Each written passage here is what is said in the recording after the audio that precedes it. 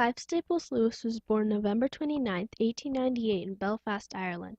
As a toddler, he insisted on being called Jack after their family dog. He was fascinated with anthropomorphic animals, meaning human-like in nature, such as being able to talk, use logic, and reason. What does anthropomorphic mean? If you stop and think about it, it's what you're doing right now, talking and thinking. He was close to his older brother Warren. The two spent much time together as children. His mother Flora died of cancer in 1908 when he was 10 years old. At the age of 15, he began viewing his religion as a duty and chore. While attending boarding school, he developed an interest in the occult and mythology. This led him to become an atheist, abandoning the Christian faith of his childhood. During World War I, he served with the British Army and was sent home after being wounded by shrapnel. While serving his country, he became friends with Edward Courtney Francis Moore, nicknamed Paddy, and the two made a pact that if either died, the other would look after both families. Lewis kept his promise when Paddy was killed in action.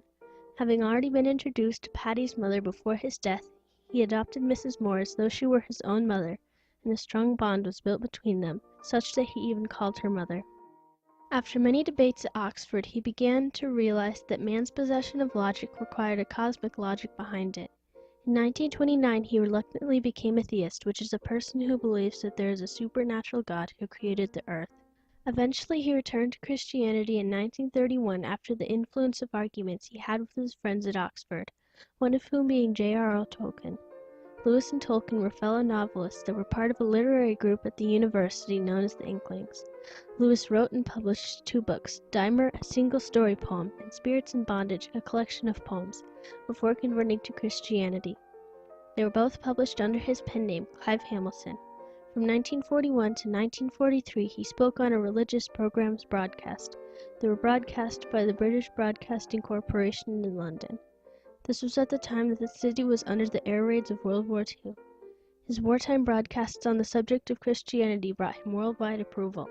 He became a renowned Christian apologist writer, using philosophy and logic to support the creed of his faith. Between 1949 and 1954, he wrote The Chronicles of Narnia, a series of 7 fantasy novels for children. This is considered a classic of children's literature and is Lewis's most popular work, having sold over 100 million copies in 41 languages. All throughout the series, many biblical scenes are presented. Lewis destroyed the first version of The Lion, the Witch, and the Wardrobe when his friends criticized it. He rewrote it from scratch. In 1956, he married American author Joy Davidman, who had been divorced from her abusive and alcoholic husband, novelist William L. Gresham. She came to England with her 2 sons, Douglas and David. Lewis saw her as a personal friend and agreed to enter into a civil marriage contract with her so that she could continue to live in the UK. After complaining of a painful hip, Joy was diagnosed with terminal bone cancer. Her cancer soon went into remission, and they lived together as a family with Warren, Clive's older brother. In 1960, her cancer returned, causing her death on July 17th.